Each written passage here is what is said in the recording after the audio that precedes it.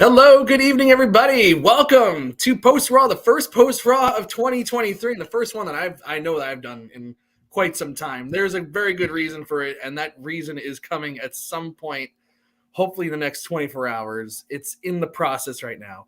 We'll talk about that in a few minutes. I'm Mike Tedesco. That's Roy Nemer.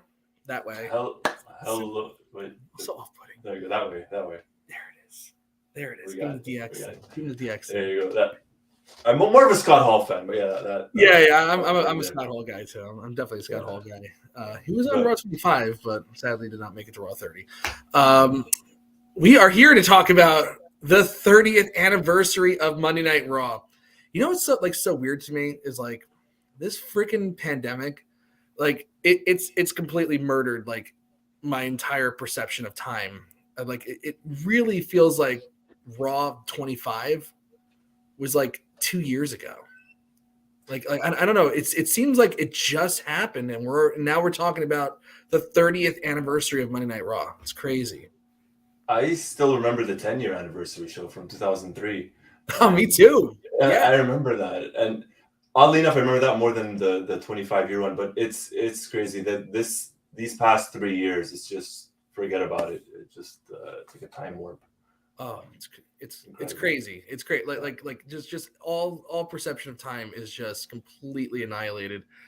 I get confused on like days of the week anymore. It's very, very sad. But because I feel like Raw 25 was like so recently, I'm watching this show and I'm like, wow, like what a difference, like the person in charge of booking the show makes, because I thought Raw 25, aside from the very first segment with Stone Cold Steve Austin stunning all the McMahons, was one of the most miserable shows I think I've ever watched. That was supposed to be a celebration, like of like the show's like history, a quarter of a century, longest weekly running episodic program in television history, except for like cheesy soap operas. And I was like, what? This is it? Like the stuff at the Manhattan Center was a disaster. The treatment of FTR by DX, like the way the Legends just ran over people. I was like, wow, this really sucks. But then juxtaposed to tonight, it's like, my God, this is how it always should be.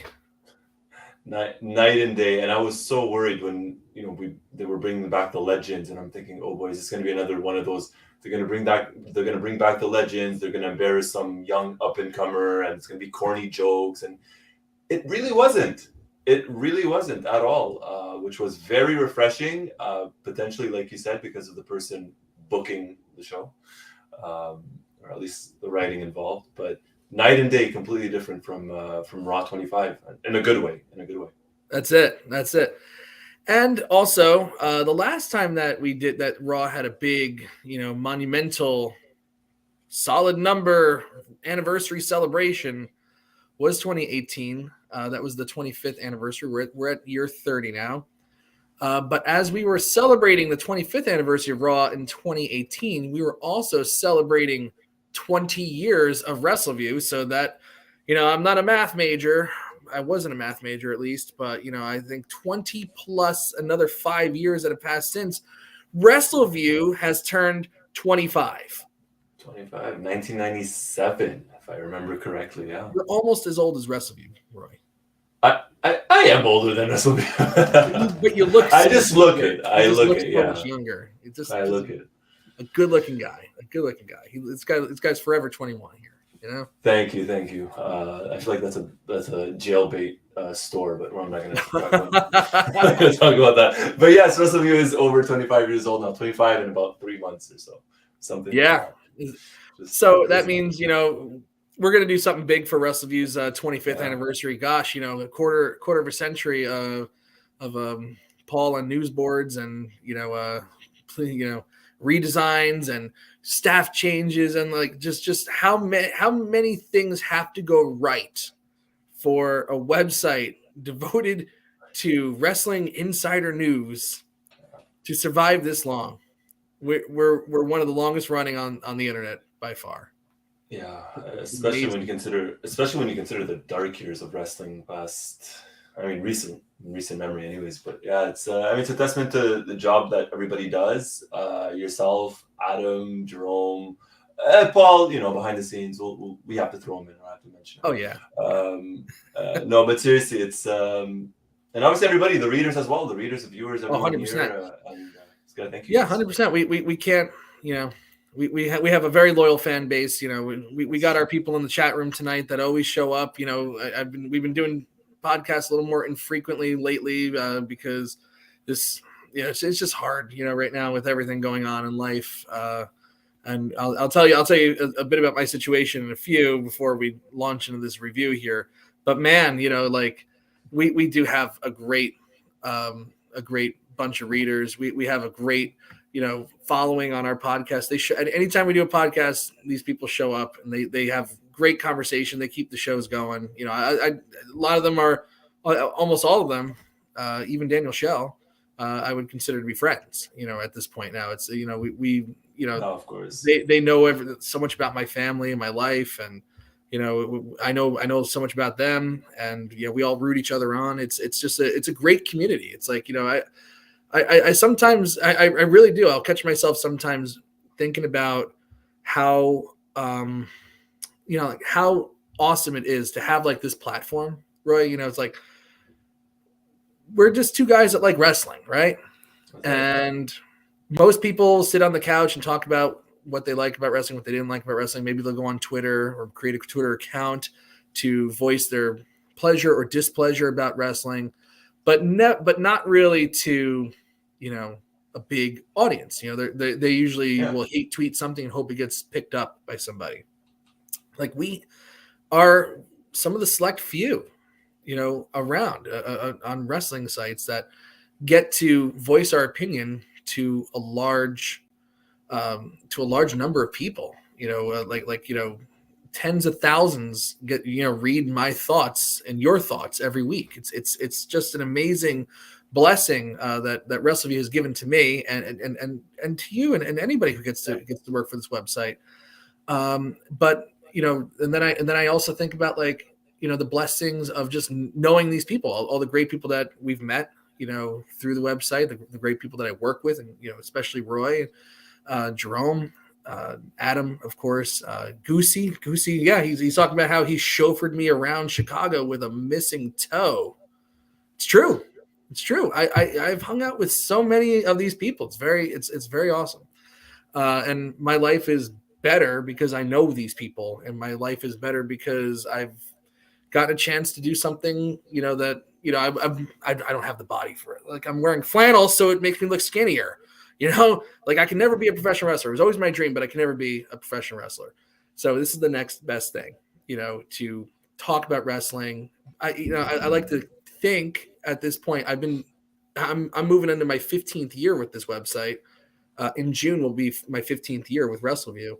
That I have become, you know, respected in the wrestling journalist circle, I suppose. And solid recapper, you're a solid recapper. It's this is the next best thing. If I can't be in the ring, I at least want somebody to hear my opinion and think it matters. And most of the time, you know, it's a great feeling. So thank you to all of our readers. Thanks to Paul Nemer. Roy, thank you for making Paul do everything that he has to do. Thank you. No problem. It's usually how it goes behind the scenes. You guys don't know it. It's usually like that. But no, my pleasure. And on behalf of the entire Nemer family, since Paul will not publicly say it, thank you, Mike. Thank you, everybody. Thank you, Adam. Thank you, Jerome, and everybody that's made Wrestleview what it is from the bottom of my heart. I truly mean it. Yeah. Seriously, it's fun just to talk wrestling with you guys and get your opinions, and more often than not enlighten me when it comes to a lot of stuff. I'm like, I didn't think of it that way. You know? Yeah, right. About something, like, there you go. That's a Mike thing I got, or that's an Adam thing or Jerome thing. There you go. And of course, you know, one of the great blessings in my life has been to really create this post-Raw show. And I'm very lucky to have Paul, to have Roy with me tonight. But normally I would be joined by my wife, Victoria. It's really, like, it's been so awesome for our marriage to have a podcast together that we, you know, that we park ourselves in front of the computer on Monday nights, a couple times a year, and just talk wrestling. It's been great for my marriage. Now we're everybody was with us on our journey when we got pregnant with Liliana the first time in 2019, and you've been on this journey again. We're waiting for our second one. Victoria is in early labor right now, right this very second, having a contraction somewhere upstairs. Spaced about 15-20 minutes apart. The longest space we've had is 30 minutes. So she is officially in pre-labor, or early labor, I should say. And this baby will be here hopefully tomorrow. I'm really hoping tomorrow, because I can't wait anymore. It's like, they told us like 2 weeks ago the baby was going to be born, and then they said, oh, never mind. She's still got plenty of time. This is it. The due date is technically officially Saturday, but we're going to induce on Thursday, but I'd rather do it without chemicals. I like my babies like I like my food, no chemicals. I think we're going to be more natural here. So that's good. Say a prayer for us. She's going to be a Rumble participant. Yes. We're going to throw the placenta over the top rope and the umbilical cord, and and this baby's going to win the Life Royal Rumble. It's going to be awesome. I can't wait. There you go. So for sure. Very, very cool. So a lot has happened since 2018. I'll have 2 kids at the end of this, so that's pretty damn good. Wow. So Raw 30, Roy. Raw 30. There you go. Yes, Raw 30. And, it was a pretty good Raw 30 too. From the city where Liliana was born in, Philadelphia, Pennsylvania. If she was not in early labor, or so damn close to giving birth, I would have absolutely been at the show tonight. I cannot believe. I was sitting there. I was sitting here watching this tonight, and Undertaker's coming out to the American Badass team. I'm like, I want to be there. I want to just want to be there, experience it. It was nice to see one of my Twitter followers live on the show. It's great. Isn't that amazing? The Undertaker follows Roy Nemer on Twitter. On Twitter. True story. I'm never gonna let that down. But no, I don't blame you, man. I would have loved to have been at the show tonight. It was a great show. The crowd was into it. Thank God it was in Philly and not in. No offense, but not in like Pittsburgh. Pittsburgh is such a miserable town. Oh yeah. So and they had every right to be happy too and to cheer and be loud. Oh yeah, there was plenty on this show tonight to get people going here. And people are talking about what's more over than my baby's more over than Ronda Rousey. I think that's true. I think that's true. It is more over than FTR. There was one you missed it. Sammy Guevara. There it is right there. Jamel, love it. So glad Miz beating up didn't cause Victoria to go into labor. She didn't see it yet. I should show her that after the show is over so we can get to the hospital. It's a pretty good idea. Get the Miz to waiting to give Lily an AEW contract. Wouldn't blame him. You know it. She can do whatever she wants. That kid. She's tough as nails. She can be a wrestler if she really wanted to. This show was just jam packed. Top to bottom, really. Very few segments that I would consider even remotely disappointing. There was a bait and switch tonight with the steel cage match that I'm sure people are going to lose their minds about, but I don't know. We'll talk about it. But first, let's just talk about the show, Roy. Let's just take it from the top. Let's do it. They sent out Hulk Hogan to start this show. He's probably the most polarizing person in professional wrestling in the last couple of years. He was not popular, and Hogan's a Florida guy. He's like a mainstay in Tampa. When they sent him out there for WrestleMania in Tampa in 2021, which is the last time we've seen Hogan on TV, by the way. Oh God! What a comment that is! Oh my goodness! That one's heavy. It's heavy. I think Jimmy Hart is the one that's the placenta here. It's they sent out Hulk Hogan. He was not popular whatsoever in Tampa, but here in Philadelphia, look, for whatever reason, still like some of the old timers will say like, oh, when like they'll say like, oh, WWE, oh, I'm going up to New York to do a show there, like they still think of it in the territory mindset. But some of those like those territory lines still exist today. There are just certain areas where WWE is hot. There, it's like New York will always be, that's WWE's home base, Okay. And when they were doing TV with WWF, it was Allentown, it was Pittsburgh, it was all over Pennsylvania, it was in some studios and in New York and stuff like that. Master Garden was where they had their monthly shows. It's like people grew up with it, their parents grew up with it and they passed it on to them, or their grandparents grew up with it and they passed it on to the parents who passed it on to the kids. But there is just something about being near New York or in that tri-state area that it New England in general as well. Yeah, 100%. That WWE just feels over in a different way in these spots. I mean, like, you got your wrestling hotbeds like Chicago. Well, is always a great town for WWE. Los Angeles, certain spots in Texas, maybe Florida now. That's like their new home base. But here, it's like they're dyed-in-the-wool WWE fans up here. It just is. The Northeast is WWF territory.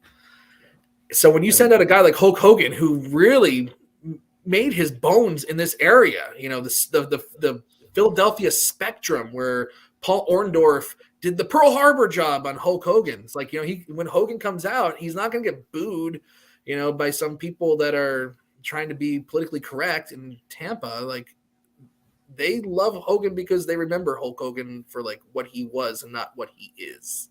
Correct. They like the character. Yeah. And look, and it's funny because you think of Raw, you don't necessarily think of Hulk Hogan, right? When you think of Raw. But no, you don't actually. Yeah, you're right. 100%. You don't. I mean, Hogan kind of was on Raw actually in the early 2000s or mid 2000s when he came back to the company. Yeah, and I think he was on like 3 episodes of Raw before he was gone from the company totally, and he was not on the first episode. No, at all. No. And it was funny, they said Bret Hart, was on the first episode of Raw, and then Roman Reigns when he came out. So you don't think of Hogan when you think of Raw. You could argue and say you could think of Hogan if you mentioned WWE or WWF. Sure, one of the main guys, but not necessarily Raw. With that said, I'm happy they brought him out to start the show just to get it out of the way. Yeah. And it was relatively short as well. It wasn't like a 5 or 10 minute promo. It was 2-3 minutes gone. We got Hogan out of the way. Let's get to the show. Yeah. And probably the most interesting thing about the entire segment was that his microphone was like dying as he was talking. It was just like, Hogan's had microphone issues and for like the past 10 years, like first of all, he hates like you could tell he does not do well with these scripted promos. And honestly, it's like at this point, like I would let Hogan, unless he's making a sex tape, I would let Hogan do improv. I would let him go out there with a few bullet points and just do his shtick. I wouldn't let Ric Flair do that because you know what Ric Flair is going to do. He's going to be talking about like cheerleaders and making girls bleed and stuff like that. That was like, it's like deeply weird stuff. Ric Flair needs to be controlled. But Hogan, I would trust him to go out there and just do like a Hogan, like, and the gesticulating and stuff like that. Like him reading off a scripted promo is just like, he never does well with it. He never has and he never will. Like, remember when he was the spokesman for the Susan G. Komen thing? Oh gosh, breast cancer awareness thing.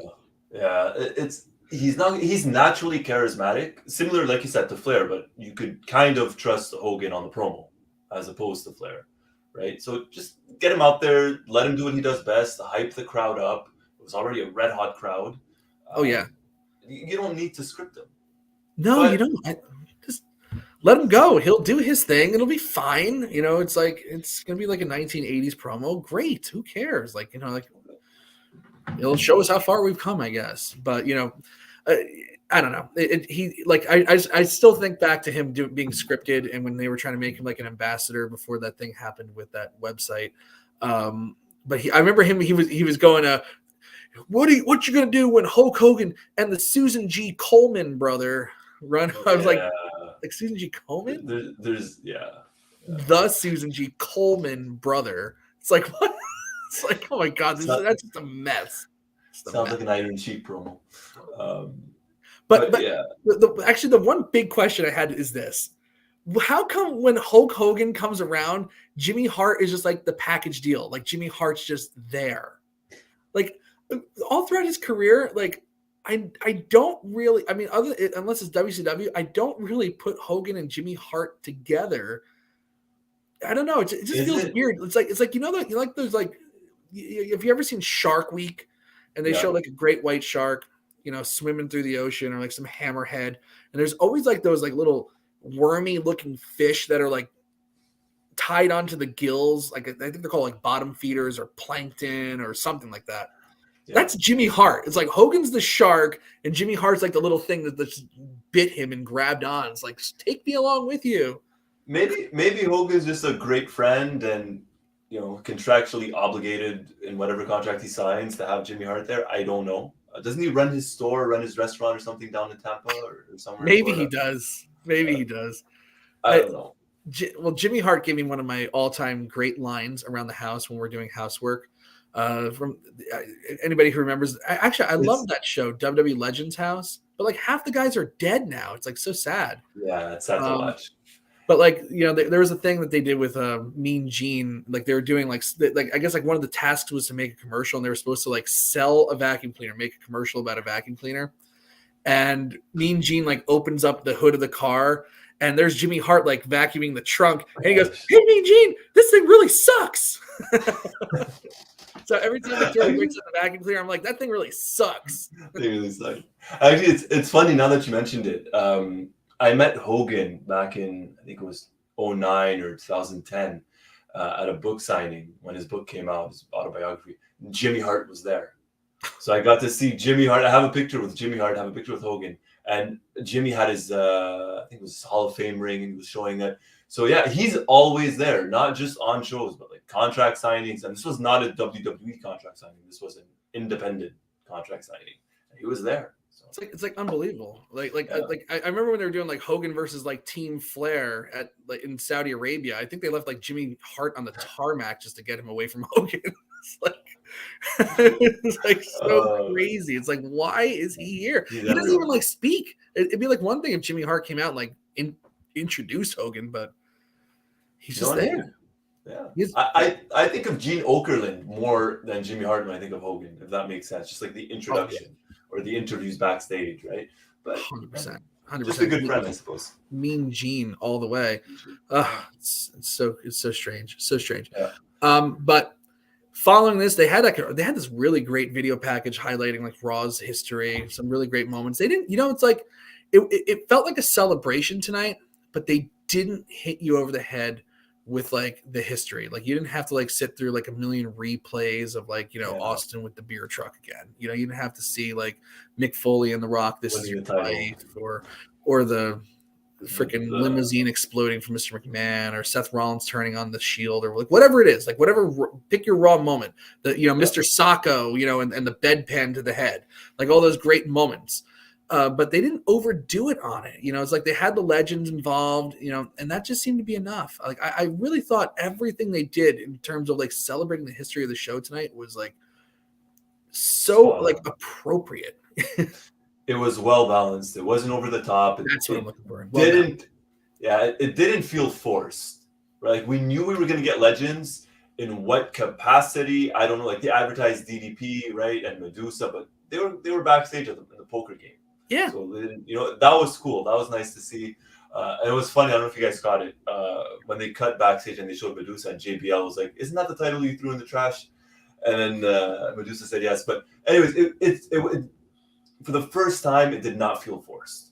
Yes. It was maybe silly at times, but it was appropriate silly. It was comedy silly. It wasn't like an, oh my God, I'm embarrassed to watch this. So. Right. 100%. And it was like, yeah, none of the legends like looked embarrassing, because there's sometimes like, you know, like when they like, okay, I know you're a Scott Hall guy, and rest in peace, you know, he's one of the all-time greats. I was a huge Scott Hall guy too. Like when I wanted to be a wrestler when I was a teenager, like all I wanted to do was wear the black and white, have like some scruff on my face and just be as cool as Scott Hall was. Of But when they course. sent him out there in 2018 looking like the Walking Dead, and then he was getting over on FTR, I was like, this is a unmitigated effing disaster. Yeah. But that was Vince, right?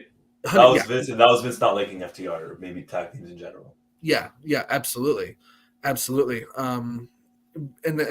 there was none of that. There's nothing where like a legend did something. I was like, oh god, that was really bad. That was really cringe.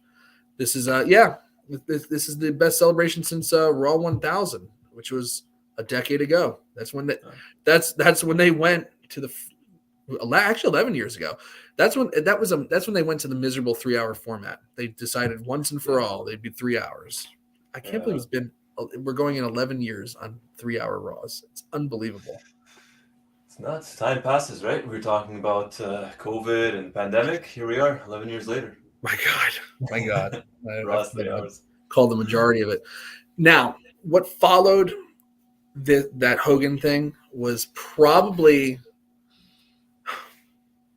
one of the best Raw segments in the last 10 years. Probably one of the best Raw segments they've ever done since moving to 3 hours. How about that? I say that's a safe bet. Yeah. What was it called? The Tribal Court with Sami Zayn on trial. Whoa. I mean, Daniel's calling it segment of the year. I'd argue segment, like you said, Mike, probably segment of the decade to a certain extent. I'm trying to think off the top of my head. Unfortunately, there haven't been that many great Raw segments, but even if there was, this is up there. Yeah, this is like way up there. I mean, like, there was like the friendship celebration with Kevin Owens and Chris Jericho.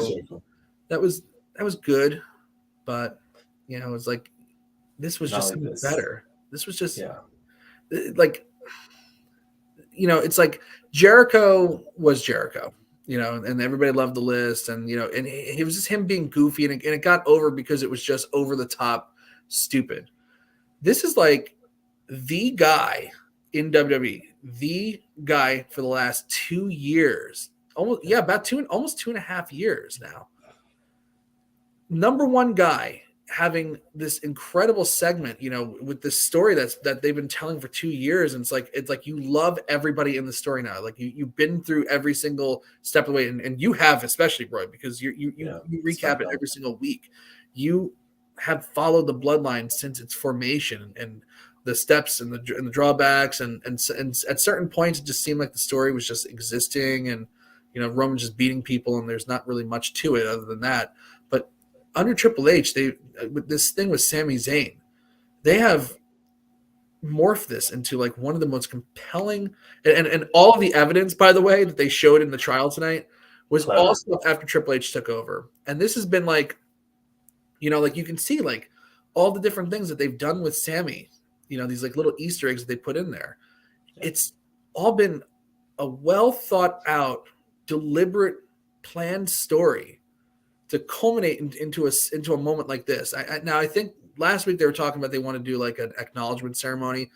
I think the news of The Rock not doing WrestleMania anymore forced them to do something like this, change that up a little bit. Yeah. But it's just absolutely compelling, and everybody who's been in this storyline with the bloodline is like, like this will be like in their Hall of Fame video package. It's like this. Sami Zayn was getting caught in a fucking mousetrap last year at WrestleMania. Great moment, by the way. I had no problems with that Johnny Knoxville match. I actually enjoyed the hell out of that match, and I know people still can't believe that almost a year later I still will go to my grave saying I enjoyed that match. But he was the guy that gets fed Johnny Knoxville almost a year ago, and now look at him. It's like, could Sami Zayn be like one of the guys in the WrestleMania main event this year? I don't know. It's a conversation I've been having with a couple of my friends, and you mentioned Sami WrestleMania, what he did. I remember recapping when the whole theory started coming out. Sami Zayn, all conspiracy theories are against me, and I'm creating this documentary and this and that. And this was like 2 years ago. This was probably during the Thunderdome now at this point. Right. And now here we are. And if you think back to the whole Bloodline, where they were, how they started, the Hell in a Cell, the the submission or I Quit match with Jimmy and Roman, and then Jay, all leads up to this. And then you have that friendship that's bonding between Jay and Sammy. Yet someone who kind of always supported Sammy was Paul Heyman. And then Heyman just turning on him completely tonight. He said he played off the crowd, and no one's better at playing off the crowd than Heyman. He said they were chanting 3 letters. The fans were chanting ECW, and ECW's dead. And ECW's dead, and I want Sami Zayn to be dead. And I'm like, wow, like this. That was a stiff line. Yeah, that was even Zayn, like the camera cut on him, you could tell he was obviously he doesn't mean it, but you could tell, holy shit, like that was a good line. That was a very, very good line. Everyone involved came out of this looking 10 out of 10. Everybody, from Zayn's facial reactions to when Jay got up, and then they kind of cut to Roman, but you could see Jimmy sitting down, like what the hell's going on? I was not expecting that at all. Oh my god! When Jay got up, because I was like, wow, are they really going to beat up Sami Zayn right now? Like that's how invested I was. Public execution. Phenomenal. Yeah. Like to trick, it's like, honestly, I've talked about this on shows in the past. Roy, it's really difficult to trick guys like you and me, who like everybody, everybody watches, but like they don't watch like we watch, and that's not to put us over anybody else. No. But what I'm saying is like part of our job is to like watch this like so closely, because we're literally recapping every move, every motion, every word on the show, and disseminating that information back to you. So we're watching at a level that's just like higher, just a little higher than like somebody. We have to pay more attention to detail. Yeah, it's like somebody sitting on the couch playing like the sniper game and like half watching the show, because you have that option every now and then to do that. Yeah, we don't. It's really difficult to trick us. Like I remember very few instances, that since I've been working for Wrestleview, that I've been truly tricked by professional wrestling. And I love when that happens. It's like I'll never forget like being there in 2012 with Adam and Doug Lackey for WrestleMania 28. Triple H versus Undertaker and the Hell in a Cell. It's like, my God, like they're never gonna end the streak. They're never gonna end the streak ever. I was tricked when they ended the streak too, by the way, and I was there in person. But when Shawn Michaels super kicked Undertaker and Triple H hit the pedigree, I was out of my seat. I thought it was over. They tricked me. I love that. And tonight was like equivalent to that for me, because I was like, oh my God, they're actually going to attack him. And I love Sami Zayn. I love the Bloodline thing. And I was like, oh my God, I can't believe it's going to be over right now. And then Jay Uso, and I was like, oh my God, Jay. I can't wait to hear what. And I was like, I can't wait to hear what he has to say about this. What a segment. A great segment. Nafis wrote, I wonder who wrote that. It's got to be Heyman. It's got to be Heyman. Has to be. And Triple H together. I think they've been collaborating together and really making some magic. Oh yeah. And this was one of them. This was one of those absolute moments of magic. When that segment started, I remember I was just sitting and I'm thinking to myself, okay, how are they going to play this? What's going to happen? Is Zayn innocent? Is he guilty? And I'm thinking in my head, I don't know which way this is going to go. We're so close to the Rumble. Like, are they going to have him by their side at the Rumble? What's going to give? And then right away when Roman's like, Solo, I'm like, okay, this is it. We're public execution. Here we go. Yeah. And then Zayn wasn't going to fight it. He was going to take it. No. It was amazing. Yeah. And then Jay out of nowhere, I'm like, okay, this is. And then with the video package, with his evidence, I'm like, what? And again, it was compelling up until the very last second, because Roman said, you're safe for now. Like for today, like, even though I believe you for now, I don't want to see you till Saturday, and then who knows what's going to happen at the Rumble, because that's where you're going to prove your loyalty. So this was compelling from start to finish. It by far one of the best. I'll even go so far as to say this: 15 years of recapping professional wrestling, that might be one of the best segments I've ever covered. Period. And I feel that way about a lot of Bloodline segments. There was like. You were away and I was covering SmackDown, and that's when they did that's when Roman made Sami Zayn the honorary Uso. Yeah. in that segment, I was like, this is one of the finest segments I've ever recapped. Again, it's like it just keeps blowing me away. And like WrestleMania last year, again under Vince, like I was like, I cannot imagine what they can possibly do with Roman Reigns now. He's beaten everybody like twice. It's killing the company. Like this is what you do at the series finale. Like the guy who can't be beat, it's over. Like they've made everybody look like fools. They have done an incredible job in the last since August, essentially, of like making the Bloodline look vulnerable at times.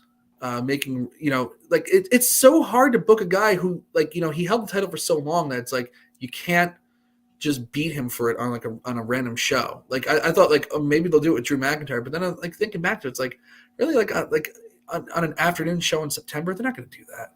Yeah. It has to end at like a WrestleMania. So that means that whatever you do for him, he has to win. But they've managed to like book matches for Roman Reigns and build those matches in a way that even though the finish, they've turned them into spectacles now, and you just want to see it, even though you know what the ending will be. You just want to see how they're going to do it and what they're going to do to get to the next level, because you're invested not just in Roman Reigns winning matches. It's almost secondary to the story itself. Yeah. It's genius. They've done so well with the Roman character, and exactly like you said, when you think back to WrestleMania, like, okay, well now what? What are they gonna do? And at one point, especially right before they went back to having the live audience during the pandemic, they had him feud with Kevin Owens. That initial feud, and then him and Edge and Daniel Bryan. Like, okay, but like that was for me one of the low points of the Bloodline, one of the low points of this version of Roman Reigns. Yes. And then in the past year, specifically in the past 6-7 months, it's just skyrocketed. You mentioned the spectacle that is the ending of his matches. If you think of SummerSlam, him and Brock, the ring flipping. If you think of him at Clash at the Castle. Solo showing up. So every time Logan Paul, right? Logan Paul in Saudi Arabia, you're like, what are they gonna do next? And every single time, like you said, even though or we know, yeah, there's no way Roman's losing. Like, but wait a minute, how? Like, what are they gonna do next? And even case in point, this upcoming Saturday, which by the way, we are gonna do a live post show, but this live Saturday at the Rumble, chances are he's gonna beat Kevin Owens, but is he like somehow accidentally going to get screwed by Zayn? What does he not? Does Owens win? Like, especially after this promo by Kevin Owens earlier tonight, where it was practically a guarantee of like, I'm gonna win the title, or I'm gonna die trying, I'm gonna die trying. That was his caveat. He's either Kevin Owens is gonna be victorious, or he's gonna take some ridiculous bump, so that essentially he gets killed in this. Yeah, and and knowing Kevin Owens is probably going to be a ridiculous bump, but what are they going to do? Who's going to show up next? Is Zayn gonna what's Zayn going to do? Because Roman said I don't want to see you till Saturday, and that's when you're really going to prove whether you're Bloodline or not. It's exactly. Like, what does that even mean? It's like I'm really excited for Cody Rhodes to come back to Royal Rumble. I really am. I think he'll win the Rumble. But I think Nafis, our dear friend Nafis Sadat, is right. It feels like the title match has to be the main event instead of the Rumble. That's how it used to be back in the day. I think it does. If we get a new champ, which I don't think we will, but if we get a new champ, I'm all for it being the main event. Or if they turn on Sammy. Or something massive. Look at follow. Something massive has to happen in it has to. And let's not forget, this is going to be 3 big matches. So chances are the Women's Rumble is going to open up the show, right? I think that tends to be the pattern. Have they even announced who's in it yet? I was recapping SmackDown on Friday, and when they showed the graphic, I counted, I think it was 5 women. 5 or 6 women. I'm like, are they, now that I think, like, did the Bella twins not show up tonight because they're going to show up at the Rumble? Did Trish and Lita not show up tonight because they're going to show up at the Rumble? I don't know. But that's going to be, in my opinion, that's probably going to be a disaster of a Rumble match. But if that one opens up the show, then you're going to have the Men's Rumble in the middle of the show. and then you're going to end with the title match, or you can't have those being back to back.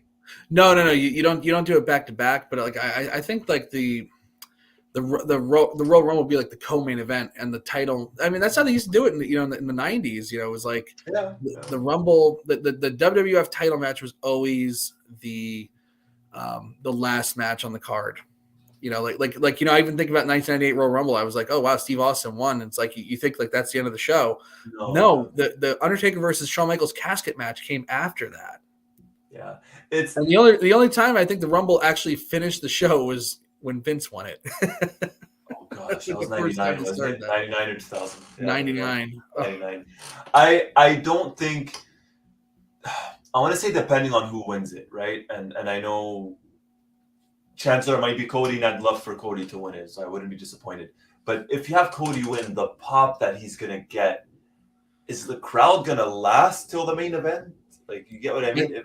I think the story is enough that it will. I believe it. I believe that they can do it. I think they could. I think they could. Or I hope they could. Anyways, we'll see. I think it's like it's interesting. It's kind of like one of those things where it's like you can make a really compelling argument for that match to be like the final main event segment. Like the main event match itself. Yeah. Six women announced. There you go. Oof. So, thank you for that, Tim. Liv Morgan, Candice LeRae, Rhea Ripley, Raquel Rodriguez, Shayna Baszler, Zelina Vega, and Emma. Yeah, not exactly like marquee names here. No. I could count Rhea as a potential winner. Raquel, I don't know if they'll give it to her just yet. It's not that interesting this year. Not for the women, unfortunately. All right. Andrew, I think Warrior versus Slaughter happened for the Rumble match only because Hogan was still the guy at the time and he was going to win that Rumble. That's a Hogan thing. That's definitely a Hogan thing. There's always a Hogan thing. There's always a Hogan excuse, for anything that happened in the mid '90s. It's like even when Ric Flair won the WWE title in the Rumble, it's like because Hogan was pulling on Sid Vicious. Like Hogan had his little sneaky claws in everything. WrestleMania 9 main event. Paul still loses sleep over that, I'm sure. I still lose it. That made no sense. I know when I remember when I did my retro rewind of all the WrestleManias and watching that, I could not defend it. It was just so brutal. No, at all. Billy, Billy, you just mentioned, maybe the pitch black, the Mountain Dew pitch black match is going to be the Rumble. Is going to be the match between the Rumble and Owens. You know what? I'm suddenly much more invested in that match, or at least interested in that match after today. Yeah, I actually think that match could probably open the show. It's like, you think about, because they did that one time where it's like, I think they did like Becky Lynch and Asuka open the show, and then they did the Women's Rumble, and then they continued. Oh, maybe you're right. It could open the show and just kind of get it out of the way and just, get the Bray Wyatt disappointment over with. But tonight it was good. Tonight was very good. Yeah. But actually, before we even get into that, what was really, really, really damn good was the Raw Tag Team Championship match. The Usos versus the Judgment Day. The Judgment Day, again, I've talked about it with Victoria plenty of times. What a rehab they did on that team. That whole stable was dead. Rhea Ripley, it looked like she was just joining another faction where she was going to be a disappointment. Nothing was ever going to happen with her. Damian Priest was just existing. Finn, Edge was doing this weird goth thing. It looked like something straight out of Hot Topic. It was ridiculous. Yeah. And then Vince, sucks and goes away for a little bit at least. And Triple H takes them and rehabs them and turns them into this phenomenal faction. That awesome match tonight. Yeah, no, that has to be. I'm trying to think in terms of a single superstar or a tag team or a stable, but no team has went from zero, like completely dead, getting no heat, no crowd reaction, to holy shit. Like I'll like, you know what? There's a team. These guys are coming up. I'm gonna sit down and watch them. No one has done that more than the Judgment Day in the past 7 or 8 months or so, because they were dead in the water. and like Dominic Mysterio has been like a secret, like a sneaky little surprise in this. Like I cannot believe like how they turned him around so much. You know, the turn on the turn on his father. Now he's Prison Dom. I'm obsessed with Prison Dom. I'm obsessed with it. Like I try to figure out a way to work it into my recap. Like as soon as they did it, I was like, this is gonna get over huge. It really is. Like when he was talking about pumping iron in the yard, and then Miz is like, I heard that you were bailed out within like a couple hours. Like you never left the cell. Like, what are you talking about? The delusion is incredible. It's like, I love it. What's crazy too, like just to kind of add to what you mentioned a couple moments earlier, is if you look at the Judgment Day, right? If you look at Damian Priest was playing second fiddle to Bad Bunny. And nothing against Bad Bunny. We talked about, yes. Like we spoke about at WrestleMania, right? But the only reason he was there, the only reason Damian Priest was it, Latino. That's it. That's legit the only reason. That's it. But and then he had that weird match. I can't remember what it was at the Thunderdome to promote a Netflix movie. Zombie match. Thinking that zombie with the Miz, I'm like, what? So you had someone like him, and then someone like Finn Balor who had just come back from NXT, wasn't doing anything. Someone like Dominic Mysterio, who, you know, we were talking like send him to NXT, do something. Rhea Ripley was just kind of there, stuck in a limbo. So they threw all of these guys together, put him with Edge, and you're thinking this could be a good group. Wasn't. And now these guys are one of the hottest tag teams in the company. It's just such an incredible turnaround, you know, for what they were doing, which was nothing. And they went out and they had a real banger against the Usos, and the match was phenomenal. It was just great. But you know what? It's like, again, that Bloodline storyline works its way in here. It's like, you know, I didn't want to see the Judgment Day go for the titles and lose, but like this was the way to do it, because they really don't lose much, because Sami Zayn eventually, you know, does, like, Jimmy Uso gets injured and then Sami Zayn goes and replaces him. So it's like, you know, they've been having this match, and then you have Sami Zayn come in there who's fresh, and you know, like that's how they get the advantage. So the Judgment Day has the out there. They don't look weak coming out of this, but like the Bloodline storyline is allowed to thrive in this without hurting anybody. Yeah. And in the past, it just wasn't the case. It's always like somebody had to lose something in every single segment. Not this time. It's really, I don't know. This made total sense. I'll recap SmackDown, and they'll have, for example, Gunther against Strowman, right? For the Intercontinental title. And I'm thinking, okay, there's no way Gunther's going to lose the title. I don't think so. But then I'm like, but Strowman just came back. They can't have him lose, right? So WWE often puts themselves in these situations where they can't have either person lose in the match, yet there's a clear loser, and you're like, wow, that sucked for that person. This was one of those things for the Judgment Day where, like, they can't really afford to lose. Yet tonight, like you said, they lost, yet they still looked good.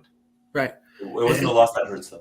Exactly. And that's what happens when you have like stories that you write in advance and really think a lot about, you know, like so much of like under Vince's tenure over like the last like 10 years, but like mostly throughout his history, you know, like there's always those talks about Vince going in and ripping up the script and writing the show on the fly as you go. You can't possibly put all of your thought into like, okay, how's this going to affect next week and the week after and this and that. It's like they put a ton of thought into this and they didn't deviate from their plan. You know, it's like, so we had a finish. Like it is possible to put guys in the ring that can't afford that neither of them can afford to lose, and one person loses without losing much. Yes, without losing credibility. Like, it helps tremendously for the people that had devoted their time to watching the show. Mm-hmm. To have like, okay, a clear winner and a clear loser. You know, it helps, you know, when something advances the storyline and that you can still continue with these people. They can still be over and lose. It is possible. You know, it could be, because if you think about things for more than 3 seconds, like Vince wasn't doing, you can book a compelling finish, because that's what TV is. You have to try to be compelling. Yeah. And they've done that more often than not lately. We spoke about this last time when when we did the last live show when it was announced that Vince was coming back. You know, I asked you, I said, Mike, compare this past fall to previous years, how much better has it been? It hasn't been wow, great, top notch. No, but it's still been significantly better than previous years. And 100%. Like even like the stuff with like the Miz and Dexter Loomis, which is just awful. And Dexter Loomis has all but disappeared now. We like you don't even see him anymore, which is great. Because that it just didn't work. Yeah. But they started telling you a story, and for those that were invested in the story, by God, they finished it off. You know, like they're not just getting scared away from things, and they're giving things time. You know, yeah, the stuff with the Miz and Dexter Loomis didn't work, but you know, as they realized it wasn't working, they still told you the damn story. So you didn't feel so you didn't feel like cheap after like watching and maybe like thinking like, well, I'm at least interested to see how they pay it off. I think Dexter Loomis is a horrible wrestler, but I do want to see how they pay it off. I'm just curious. At this point, I'm just curious now. They still gave it to you. It wasn't like a featured part of the show anymore, but they gave it to you. It's like if you want to compare it to a soap opera, right, or whatever TV show or series. Not every storyline, not every arc in the series is going to be great. Sometimes they're going to be fantastic to watch. Sometimes like, whatever, I'll forget about that one. Dexter, Miz, yeah, I'll forget about that one. But most of the other stuff, like shit, that was actually pretty good. Yeah. So they get a buy for me on that one. But they've actually hit more than they've missed. Oh yes, and for the first time in years, especially in the fall, where it's usually just let's just get to the Rumble and then we'll figure it out after that. And that's why, like, oh my God, like, you know, I wanted to crawl out of my skin when I heard that Vince was coming back, and now I know that he's going to the office, and you know, Triple H did all the talks with the rosters, saying like, yes, Vince, look, I do talk to Vince about creative, but the final decisions all go to me. Like, really, like I tensed up because it's like these little things that Triple H does for the stories, you know, even like little things. Nafis, have a good night, my friend. Even like things of like just like, you know, putting Nikki Cross in the background of something and just like, oh, what was that? You know, or like these like little Easter eggs or like, you know, long-term storytelling. I was like, oh my God, it's going to go out the window again at a time where I really want to see what Triple H can do. I want to see what Paul Levesque can do in Rumble season, in WrestleMania season. I just want for once in the last, you know, in my lifetime, I've never experienced this in my entire life. You know, WrestleMania is older than me. I don't know professional wrestling, honestly, without Vince McMahon booking it.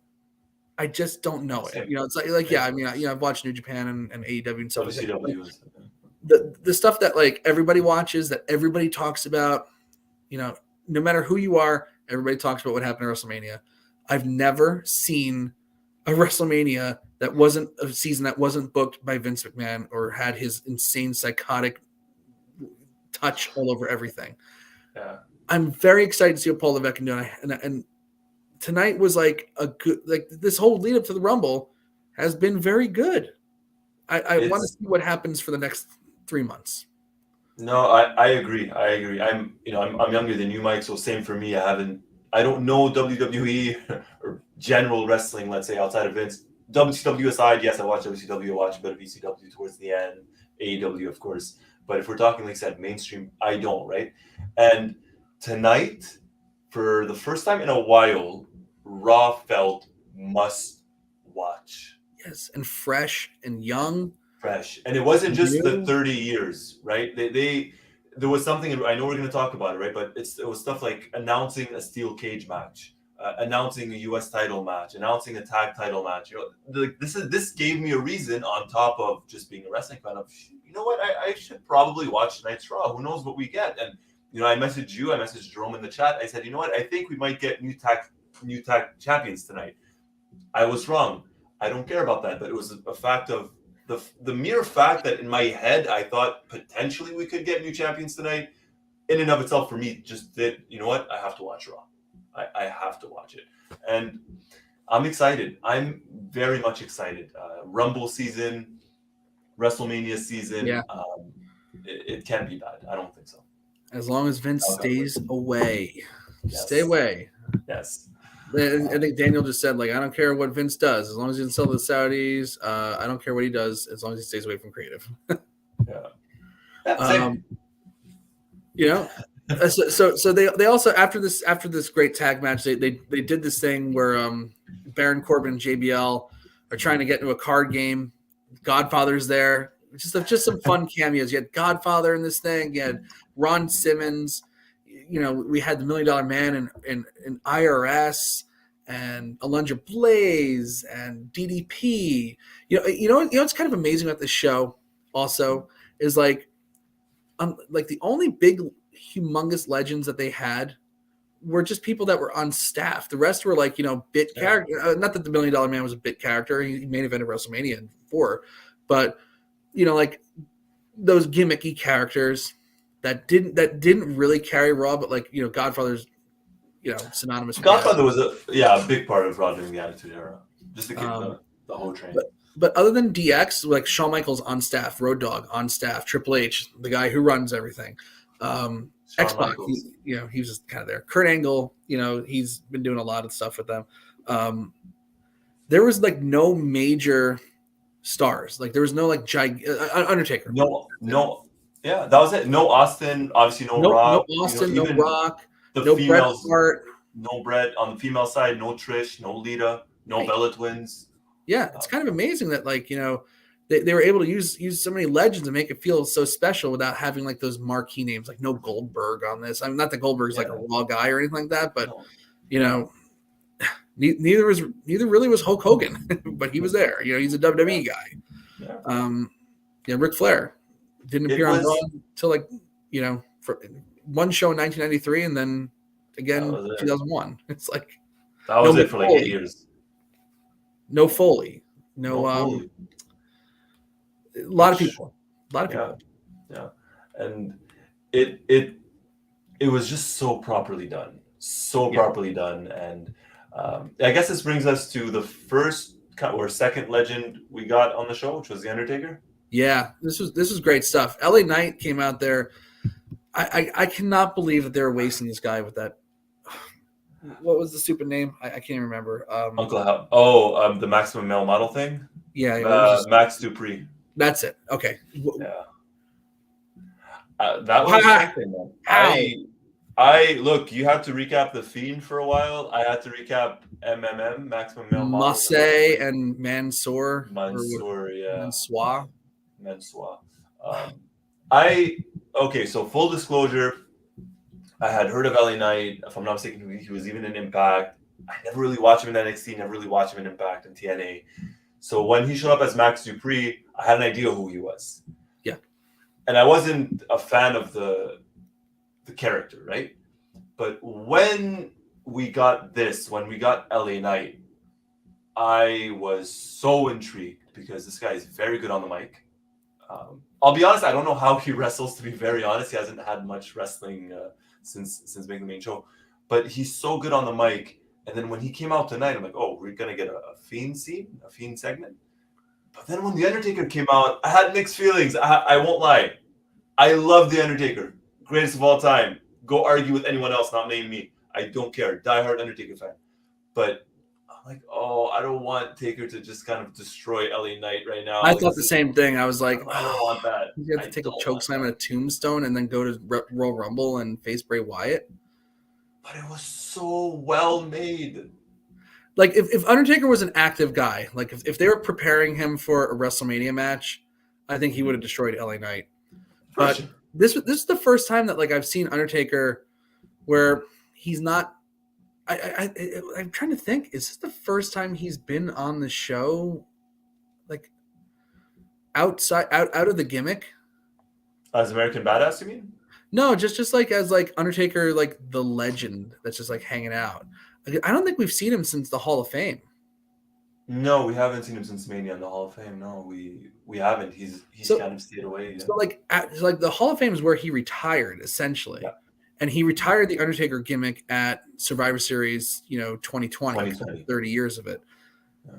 This is the first time that like Undertaker was there in like the capacity that the Godfather was there tonight. It's like he's not there to wrestle. He's not even there to like beat up people, but he's like a name. So they're going to obviously put him out there in a bigger segment. But the only thing he did was like grab the guy by the throat and then throw him to Bray Wyatt. It was like, I could get used to them using Undertaker like that. Maybe like if you put him in the ring with a guy like, like what Heath Slater was doing with the Legends in 2012. Yeah. Like Undertaker can beat up like Akira Tozawa. I don't give a shit. I don't think anybody would give a shit. But you don't want to see Undertaker beat up like LA Knight because that hurts LA Knight. Of course. I think you're spot on with what you said there. This was perfect use of Undertaker. But like it's like the old dark legend, the old Magic Man, and the new guy, Bray Wyatt.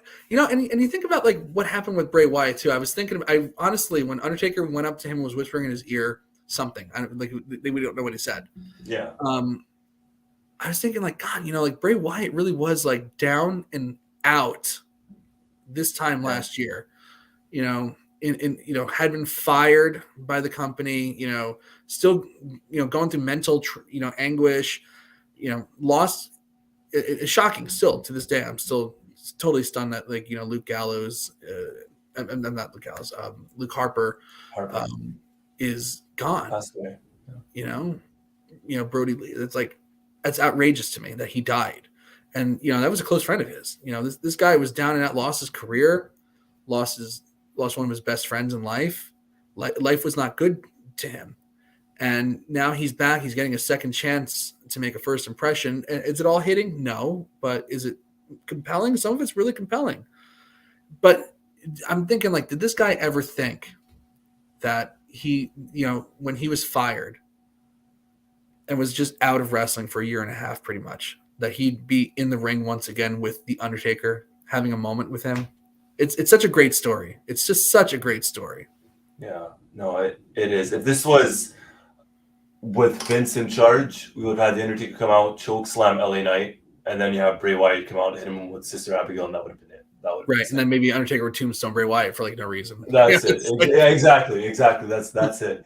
But this felt, someone tweeted it, and Undertaker even retweeted it, and you retweeted it on the Wrestleview account on Twitter. But he tweeted Undertaker whispering to Wyatt, and to a certain degree, this felt in a weird way, kind of like the passing of the torch. That's where I was weird way. Yeah. Yep. But it's put up or shut up for Bray Wyatt come the Rumble. I like the character. I like the mysteriousness of it, the mystery and all that stuff. But going back to something that Seth Rollins said in an interview with Ariel Helwani in regards to his feud with Bray Wyatt, he said, no one feuds with Bray Wyatt, or no one feuded with Bray Wyatt coming out of it looking good. Right. And it's true. And that unfortunately has been true. So I'm very curious to see, do we get LA Knight, does LA Knight win at the Rumble and Uncle Howdy turns on Wyatt again? I don't know what the hell's going on there, but something's got to give. And again, we were just talking about it. This is a situation where neither one of these two could afford to lose a match. Yes. Unfortunately. Yes. So I'm interested. I love this segment. I can't believe I'm saying I'm excited about the Mountain Dew Pitch Black match. But I'm curious to see what they do with it. It's like you said. I think that's the perfect way to say it. Put up or shut up time with Bray Wyatt. Are you a contender or a pretender? We'll see. So I'm sure some people are upset about this, but sometimes watching Bayley matches and can be challenging. Steel cage match, Bayley versus Becky Lynch. They promoted the hell out of this. I thought that they would do that they baited us and that they'd just do it later in the show, but they never did. Becky Lynch was attacked by Damage Control, and they got her in the steel cage. They locked themselves in and destroyed her, and the match could not start. I think this builds up to probably a Hell in a Cell match with Bayley and Becky Lynch, but a Hell in a Cell match where it makes sense, not just like a pay-per-view called Hell in a Cell where they just have a match. Yeah, as you're mentioning that, I'm looking at the Rumble card, and I'm thinking, do we somehow get this match at the Rumble? I don't think so at this point. No, because we have 5 matches announced for the Rumble, and there's something involved, right? You have the Raw Women's title, you have the Undisputed title, you have the Mountain Dew Pitch, and you got the 2 Rumble matches. Do they go there? Is it too late? Or maybe, like you said, Hell in a Cell, or maybe Elimination Chamber in February. Do they do something there? Because there's got to be some sort of payoff when it comes to this. Yeah. There's gotta be. I would imagine maybe it probably would be Elimination Chamber. Yeah. Probably. I would think so. This was the first speed bump, or let's say minor hiccup on the show tonight. I'm not a big fan of bait and switch, but I mean, like, and again, like, if they were telling a story that was like really compelling, like I'd be like, I probably would be even more upset. I wasn't invested in Bayley versus Becky Lynch, so to and I really I wasn't interested in seeing the match to begin with. So to not see it, I'm not disappointed, but like I get the argument that people are upset about bait and switch. I totally get it. They're probably going to do something in the Rumble with them. They're both definitely going to be in the Rumble. I'm sure Damage Control takes out Becky Lynch again, and it leads to like some kind of blood feud that ends at Elimination Chamber, or maybe culminates at WrestleMania. Maybe Becky Lynch gets a tag team partner. Maybe here. How about this fantasy book real quick? Maybe Becky Lynch teams with Ronda Rousey at WrestleMania for the women's tag team titles. So I know we're just talking very quickly. You still have Shayna Baszler. I don't know. Ronda Rousey is like flatlined so much. It's both of them. Well, Shayna Baszler never had a pulse, but Ronda Rousey was like, they're paying a lot of money to have that woman there. I think putting her with Becky Lynch, I don't know, maybe because otherwise, like, what's the deal with like Damage Control? Like what's the deal with that? I don't know. Are they still women's tag champs? Serious question. Yes. I forgot right now. They are. Okay. The women's division's always been kind of hit or miss, right? Not just with WWE, but again, AEW as well. It's not just a knock. Oh yeah, no, it's a universal thing. For whatever reason. Look, if this is the start of a match that's going to culminate at WrestleMania, by all means, I'm for it. But if this is something that's going to end in 2 weeks' time, then I don't see the point in it. Could be. Well, we'll see. I do think at the very least we'll have a payoff of in some way at Elimination Chamber. Yeah. But but you gotta start thinking about like what are they gonna do with Becky Lynch? They're not gonna do Becky Lynch versus Bianca Belair again at WrestleMania. I mean Becky Lynch at WrestleMania. Like what do you do with her? She is a marquee person, and I think the plan up until Ronda Rousey flatlined was probably build to Becky Lynch versus Ronda Rousey at WrestleMania, Hollywood. Yeah. So now everything's up in the air. It's got to be that, yeah. In regards to the women for WrestleMania, or you do Becky Lynch versus Charlotte Flair. I don't know. Again, yeah, it's possible. Do we get a surprise? Does Naomi come back and do they get her to win the Rumble? That'd be a shock. If you want to, it'd be a shock, but throw it in the Bloodline.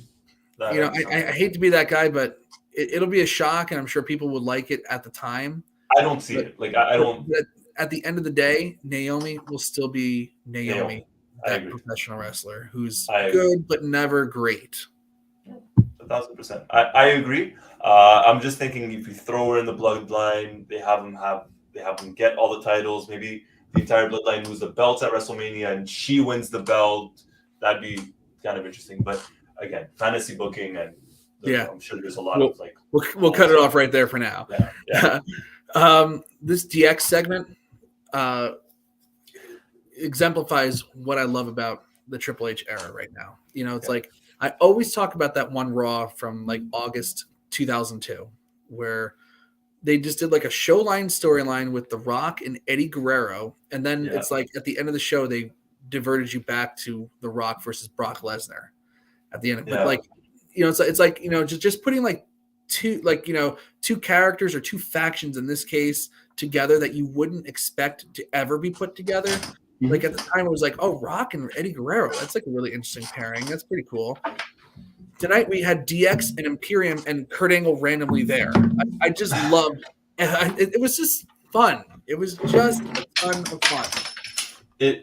I'll be honest, when this started, like when DX came out, I'm like, okay, this is gonna be a little bit goofy. And quick question, and everybody in the chat as well. Was I the only one that when DX came out, I was looking at Kurt Angle and like, is that actually Billy Gunn?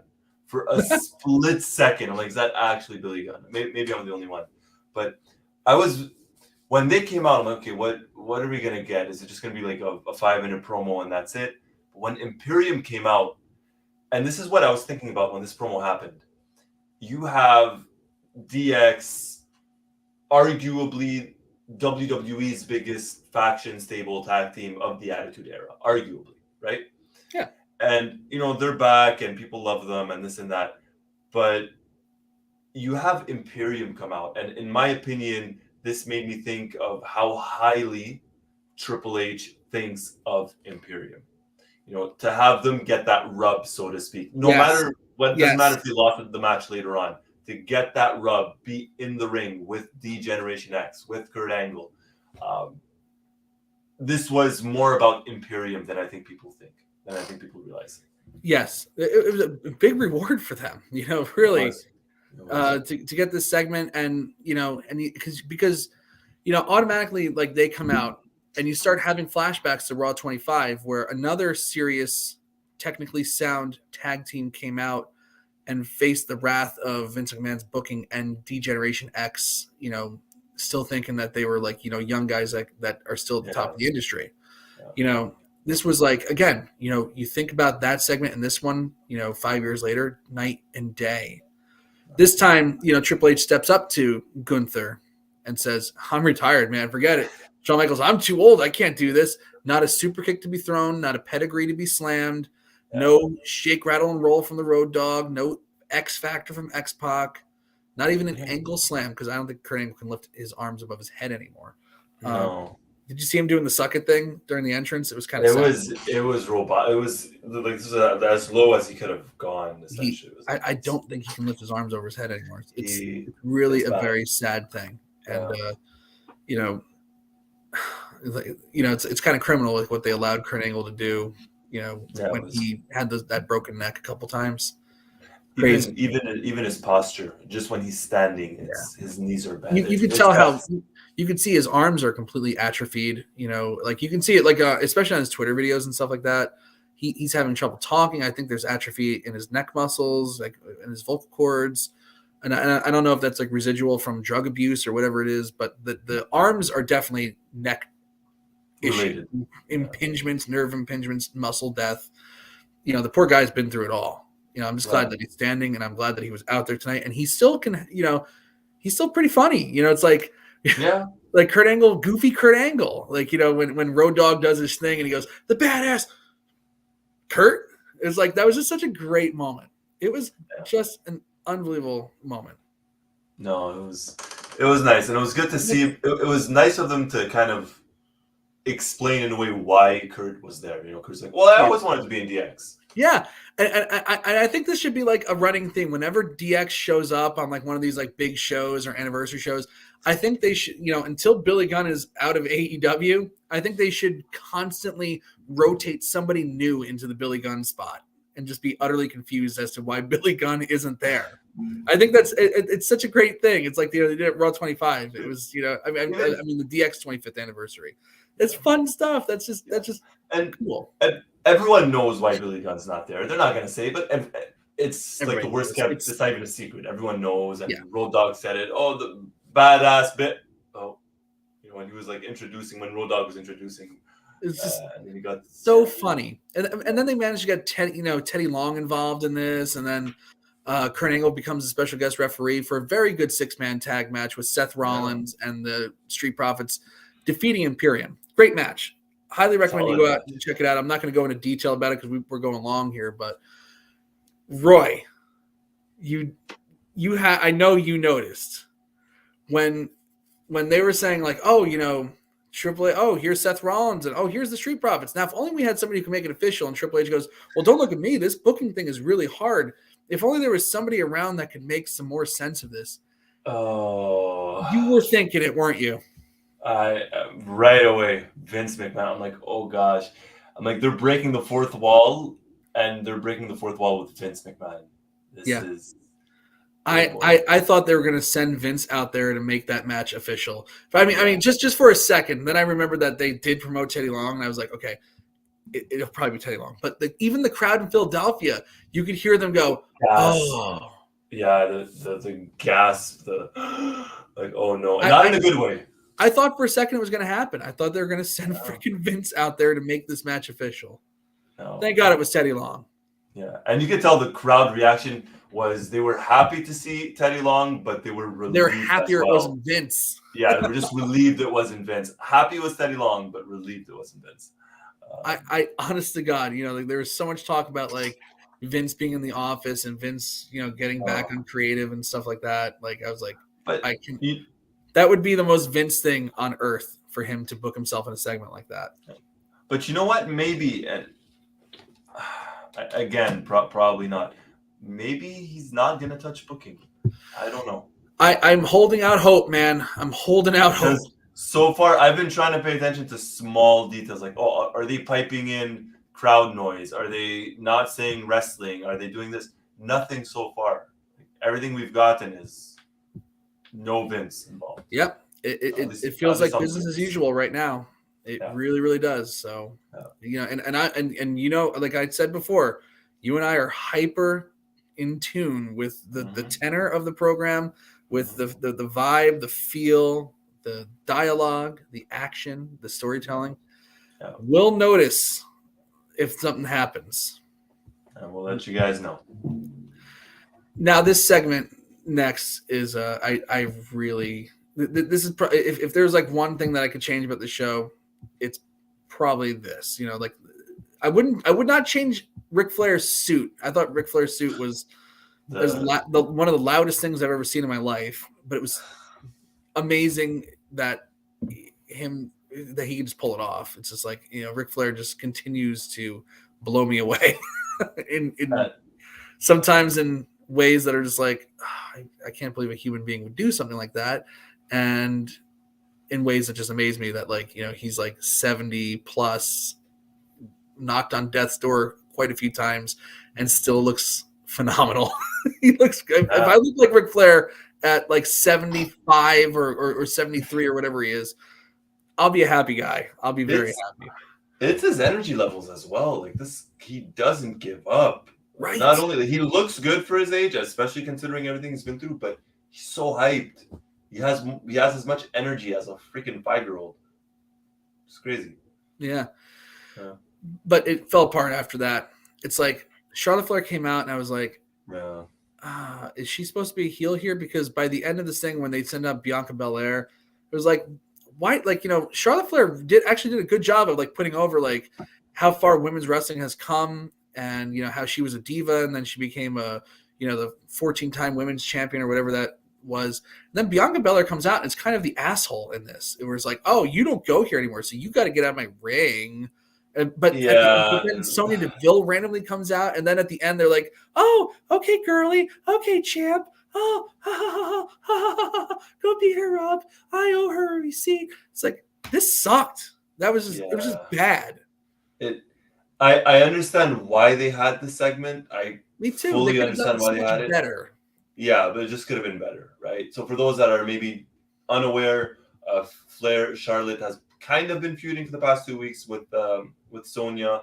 This is Raw's 30th. There's no way Charlotte wasn't gonna be on the show, even though she's right. And she's actually she's right. It makes sense for her to be there. If you talk about the women's revolution, you can't look at that without her. No. I'm not knocking it by any means. Like, I'm not sure you are. I'm just saying. Yeah, no. Like, she deserves to be there. Yeah, it made sense. Came off like such sour grapes. I was like, God, you seem like such a loser right now. Yeah, again, we just mentioned it a couple of minutes ago. Women's wrestling, it's hit or miss. This could have been a big hit or at least a decent hit. It was a miss and total miss. It was like a swing and a miss. Like, and then they tore their pectoral. Like, it's like God, this is like devastating. And then the match with like Belair and Sonya Deville. Not great. Like, just did it need to go through a commercial break? I mean, the first hour of Raw, we mentioned this off air, but the first hour of Raw was commercial free, which I did not know, by the way. I didn't know either. I was watching like halfway into the Bloodline segment. I'm like, it's 8:28. No commercial? Okay, this is gonna be now. Yeah, I thought it was weird, like when they did the Bloodline's entire thing, and I was like, oh, maybe they'll give his verdict after the commercial break or something like that. I was like, wow, Judge commercial Judy. free. Yeah, they didn't even say like, oh, commercial, welcome to our commercial free first hour. Nothing. It was just like, oh, all right, we're doing this. Yeah, the Judgment Day match, a tag title match. Jimmy got injured, and it wasn't like, oh, we'll go to commercial, we come back, Zayn's in the match. No, it was, let's go, let's do it. But yeah, this was, I mean, look, it went a little bit too long. Yeah, we could. I felt like, I like when it was going on, I was like, well, maybe they'll send out like, you know, a legendary woman to this or something like that. I don't know. I figured like this would be like a great moment for like Trish and Lita to like come out or something like that. But it would have to have been a heel. That's the issue. I thought about that as well. Sonya Deville. No, but I meant like a heel diva or like a heel veteran, let's say.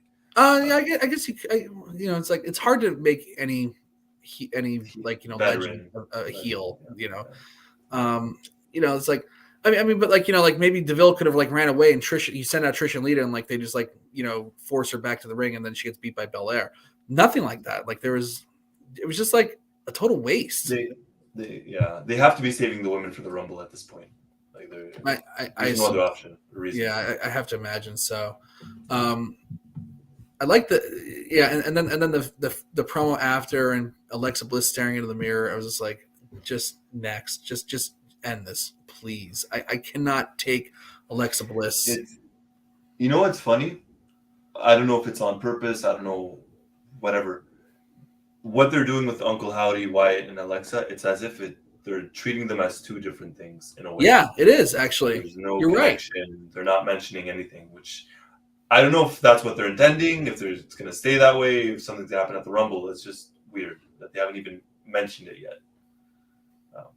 Yeah, I don't know. We'll see. This is, you know, this is the one thing that's like hurting the women for me on the show right now. It's like, oh God, yeah. Can't take it. All right. We had a, you know, Miz was out there shouting about how he should be having a big moment on the show tonight, and he just gets stunned twice by Kevin Owens. We talked about the Kevin Owens promo already. Just a fun segment. You know, it's like if Austin's not going to be on the show stunning people, I'm glad that Kevin Owens is there to, you know, to do it. Comic relief. Yes, exactly. Yeah. Comic relief, but like also with like a tinge of seriousness. It's just yes, yeah, and it made sense. Yeah, totally. But by this point now, we're deep into this show, and again, that's why like another reason why I felt like they did not need to do this Sonya Deville Bianca Belair match through a commercial break, is because this United States Championship match had almost no time to build. They like, you know, they had to fit in like 2 commercial breaks for this because you know, you owe your advertisers 2 commercial breaks. Yeah. They took their last commercial break. I think they went to commercial break at 10:54 Eastern Standard Time and came back at 10:57. 3 minutes left on the show, and there's a hard cutoff. I actually checked the timestamp. I was like, oh, are they doing an overrun tonight? No. So if they don't do that, like I remember when Undertaker was doing that, everything about Undertaker versus Goldberg at Saudi Arabia was doomed. Oh gosh. Yeah. But when they sent him out there on a Raw to promote that Saudi Arabia show, they ran out of time and they cut Undertaker off mid promo, and they had to show the rest of it on the WWE Network. So it's a hard cutoff. USA Network's not messing around. They got to get to Barmageddon. You know, we got to watch Barmageddon. I really like Barmageddon, by the way. I just do. It's like, you know, it's become my new Chrisley. And now that Todd Chrisley's in prison, which still blows my mind, Barmageddon's my new show. Okay, after Raw, like the show that I just kind of get trapped watching. I never watched it, so I cannot comment. Let's leave it at that. Oh, good for you. So like this match had like no time to build. Like, you know, so cut the shitty Bianca Belair and Sonya Deville thing and give us more of this U.S. title match that like I was kind of interested in. Instead, they have like an okay match with a couple weapons and some tables. It's like, okay, they're just going through the basics of like a no DQ match without ever getting to the next level. And it's like, all right, 10:57, we got to hit all of our spots now. Brock Lesnar comes out. Great to see him. Good, you know, okay, Brock Lesnar's back. I love Lesnar as long as he doesn't win the Rumble again. I'm saying this He's as a not gonna Lesnar fan. No, I know. That's long. But yeah, I like Lesnar doing stuff that has nothing to do with the title right now as well. Yeah. It's about time. We have to move forward somehow and trust new stars to take us there. They can't keep relying on Roman Reigns versus Brock Lesnar to sell pay-per-views because they've done a crappy job of building up people. And that's not happening now because Triple H is doing a great job. Stay away, Vince, please, God's sake. Yeah. But Lesnar hits the F5 on Lashley, and then clever ending. And then he hits an F5 on Theory onto Lashley, and that's how. And then they immediately cut off. Yeah. Theory pins him by happenstance, and it's over. Yeah, it was rushed. It was a clever ending, good ending, but it was just needed a little room to breathe.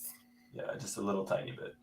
But they had that table leaning in the corner that never got broken. I figured that was supposed to be for Lesnar to slam somebody through, but they had no times. It's like F5, good night. Yeah, that was it. But a good surprise. I was kind of spoiled because Brock Lesnar was on the Raw T-shirt. That was like the I was there T-shirt. So like people were like, oh, Lesnar's probably here tonight. But still, when that music hits, people go nuts. And what's funny is he actually did his entrance. Like he got pyro. It wasn't like I'm gonna walk down to the ring as fast as I can. I'm Brock Lesnar. I'm gonna take my time and I'm gonna get my pyro and music in. But yeah, it was a good way to end the show. All things considered, I thought it was a good match for what it was. Right? Obviously, it helps build the Lashley Lesnar promo feud. Lashley mentioned Lesnar in his promo earlier in the night, so you kind of got the feeling that Lesnar was actually going to show up. 100%. Was that right? Oh, it's so frustrating. I just checked Twitter on my tweet for our podcast. Mm-hmm. The hashtag Raw XXX. Oh gosh, keeps getting flagged, and I'm like, why is this flagged? And I was like, oh, Raw XXX, got it. I was like, makes sense. What a horrible hashtag that is, and it's not my fault. It's no, that's why. What's funny is when I would tweet out from the account tonight using the Raw XXX hashtag, I would always get a message saying tweet cannot deliver tweet every single time. And it wasn't just me. I ended up seeing it on the timeline. People were like, why is my tweet not showing up? So I don't know if it's actually a Twitter thing or if they actually tried to ban the Raw XXX. It's so funny. I like talk about like unexpected like little things that those weird things that the algorithm does every now and then. It's like I'll be surprised though if a lot of the younger kids actually know what XXX is, and I mean the Roman numerals. I know. Yeah. You're right. It's like there's got to be a couple disappointed teenagers tonight. Like, oh, Raw XXX, what's trending? Wait a minite. This guys in stretchy pants. Like what? Becky Lynch, Charlotte, Raw XXX. Oh my God, this is like female porn. Oh, it sounds like a good night. Oh yeah. Oh no. Oh, bummer. So anyway. Oh gosh. Enough of that. Oh no. Freaking Daniel Schell is making a joke about Jerry Lawler right here, but I do have to acknowledge that Jerry Lawler was the commentator tonight for that 6-man tag with Rollins and the Street Profits versus Imperium. I was crying with some of the stuff that Jerry Lawler was saying tonight to Kevin Patrick. It was so – I'm sorry. I don't know how on earth Jerry Lawler got like such a bum rap from some like, white knights on social media. But he was hilarious, and he's still a totally viable commentator. He's probably better than most of them. His only problem is that he's like 70 plus with a heart condition. He's still good. He's hilarious. He's still good. He knows the characters. He really can. He tells a good story. Like when he's not ripping on Kevin Patrick, he was doing a good job. It's like the guy doesn't commentate at all. Then he comes in and commentates, and it's like, wow, he's better than Corey Graves. He's better than Kevin Patrick. It's experience. It's witty one-liners, very witty one-liners, and it's experience, man. He's been in the wrestling business for 40, 50 years. That's longer than Graves and that's longer than Graves and and Kevin Patrick have been alive. Combined, probably, maybe. Combined, yeah. So, and that's not a knock. I'm just like, no, it's just reality. It's just reality. Yeah. Jerry Lawler, he talked about like, how he was wearing his jacket from the first Monday Night Raw episode. Wow. And he goes, yeah, he goes, and it hasn't been washed either. He goes, well, don't ever throw away your old clothes, but Kevin, if you ever do throw away your old clothes, make sure you're in them. See, it's that, and I understand. Corey Graves sometimes tries to be the heel commentator. Whoever sometimes tries to be. It just doesn't come off. I don't know if it's the delivery. I don't know what it is. It's not the same. It doesn't come off the same as when Jerry Lawler says it. Yeah, I don't know what it is. Because he just does it the right way. It's like not too much. It's just enough. He never goes too far. No, like there's so many great Jerry Lawler one-liners. Like I remember watching like an episode of SmackDown from like 2000. Like that's how far back that I can remember some of his great stuff. Like or like when he would say like Howard Finkel, he goes, "Oh, Finkel, the last time I saw something look like you, I flushed it." He used to rip on him all the time. But he goes, Michael Cole, he goes, Cole, you married? He goes, yeah. He goes, are you happy? He goes, yeah. He goes, well, your wife isn't. It's like good stuff, but I'm telling you, I was howling with laughter tonight. I actually had to stop recapping because I was close to tears when Jerry Lawler goes, hey, Corey, do you think Kevin Patrick will make it to Raw 31? Such a great line. And even Kevin Patrick's laughing. He's like, he can't believe that like he's getting made fun of by Jerry Lawler. He's getting roasted. I would laugh if that was me. They were making fun of his accent. It's like, it adds to it. It really adds to it. And nothing against Kevin Patrick. I actually like him. I know a lot of people are not his biggest fan. Maybe it's because I have the soccer part in me and he does commentate for soccer. So I kind of enjoy him in that sense, I guess. I don't know. But you need someone to help him on commentary. Yeah, I don't know if Corey Graves is the guy just yet. And I think that's what's hurting him a little bit. Not a knock on Corey Graves. I just don't think he's there just yet on commentary. But someone like Jerry Lawler, shit, that's a I still thought that Jimmy Smith was great and kind of got a bum rap. Yeah, he wasn't bad. He wasn't bad. Like in terms of like innocuous, uncharismatic people that they seem to like in play-by-play roles. Yeah. He was as good as any, and he knew he was an MMA guy. So, when he was calling things, there was like an air of like, oh, this is like, he makes it feel like it was like real, like he was good at that. Tom Phillips, still one of my favorites. I love Tom Phillips. I thought he was tremendous. Another guy who got a bum rap. Yeah. But this Raw, I mean, other than basically all the women's segments tonight, those are really the only downers. Steel cage match that never happened, but like I think there's a story there, so I'm going to stick with it and not be pissed. But the Bianca Belair, Becky, Bianca Belair, Charlotte Flair, and Sonya Deville thing, it was just terrible. Unfortunately, very bad. Other than that, this was a phenomenal show. The use of legends, appropriate. No one got showed up. Everybody looked good. Everybody was allowed to. Everybody was allowed to just shine and not, either be embarrassed or go over on young stars. The wrestling was good for the most part, except when they were rushing the main event. The segments, we had one of the best segments, one of the all-time great Raw segments. How about that? I would not argue with that, not by any means. I think it started off, Hogan aside, but I think it started off the best way possible. I wasn't expecting them to kick off the show with that segment, and they delivered. They delivered as well as any freaking segment or promo has in the past 10 years. Oh yeah. And then the first hour just flew by and in such a good way. Commercial-free first hour was over in a flash.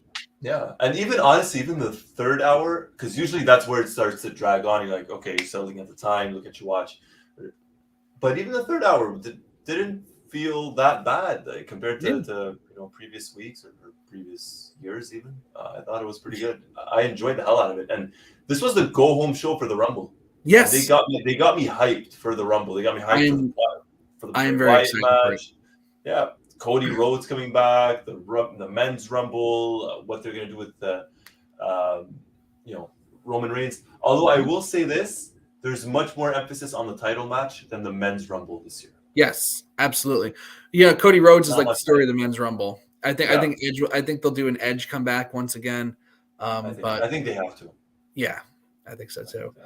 But for the most part, it's like the Rumble sells itself. The only thing that, for the first time in a long time, the one thing that they didn't do in the lead up to the Rumble was the by the numbers video. Yeah, and I'm kind of glad they didn't because it kind of got tired. I was like, all right, we'll get all the stats at the show. Don't worry about it.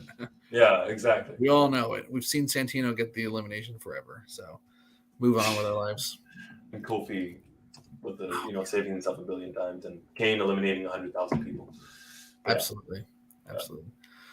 So that's our show for tonight. Roy, I'm so happy that you were here joining me for Post-Raw, and I'm shocked that Victoria has not come running down the stairs saying that her water is broken yet, but we're waiting. I'm sure that it's 1:04 a.m. here, and I'm sure I won't be sleeping tonight. So same here. I'm not gonna sleep because I'm just not sleepy. I don't have a good excuse like you do, Mike. Although I think Victoria would kill you if you tried to sleep, anyways. So. I think so too. Yeah. So I'm up. I'm waiting around. I got the car seat already in. Everything's all set. We just need a baby to put into all these things. So we just got to get her born, and she's gonna be here. I think I'll be holding a baby this time tomorrow. So hopefully. I think Victoria's hoping most of all. she's ready. I wouldn't doubt that for a second. I would not doubt that for a second. She's ready to be done. This has been a rough pregnancy. In this pregnancy, she's had COVID. She's had the flu. We've had a dog. We've had a 3-year-old child who's had COVID, the flu, and RSV. It's like it's been rough. And actually, I don't know if she wants me to tell this, but I'm going to tell it on the air. Whatever. Victoria is like a medical mystery. Gets every single weird side effect that's not dangerous to anybody, but it's just like a side effect. She's literally deaf in her right ear, completely deaf in her right ear. It's called pregnancy ear. Doesn't happen to a lot of people. She actually, when she gives birth, she has to go to an ENT, and they have to cut her eardrum and drain her ear because she has some side effect from being pregnant.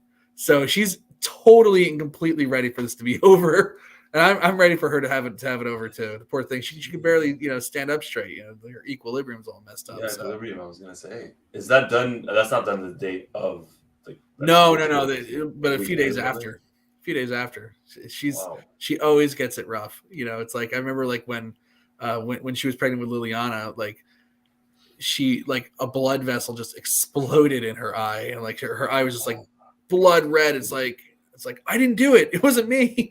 Everybody's like, you asshole. No, it was the pregnancy. But that's a side effect of what can happen when you're pregnant. Is it common? No, it's actually quite rare. But she got it. She got it's crazy. So the poor thing. The contractions are getting closer and closer. So hopefully we'll be traveling very soon tonight to the hospital. Baby number 2, indeed, Daniel is all elite, and so are our listeners, and so are our readers. Yes. And my co-host for the evening is all elite. Thank you. Thank you, Roy. Mike.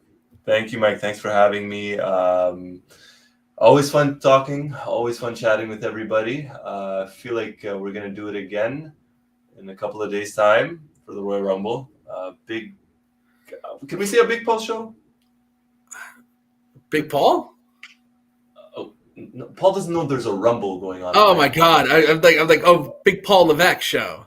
Yes. There you go. Got it. Survivor Series. So SummerSlam was like a half and half because it was still Vince booking, or they were tying up Vince stories. So really Survivor Series, but that was like a kind of a test run. This is the first big one. This is the first really, really big one. Clash at the Castle, you could argue. That was a success. I thought it was a phenomenal show. Yeah. God, even the Saudi show they did wasn't bad. Man, their pay-per-views are generally they're pretty good shows. They're very Joel, actually.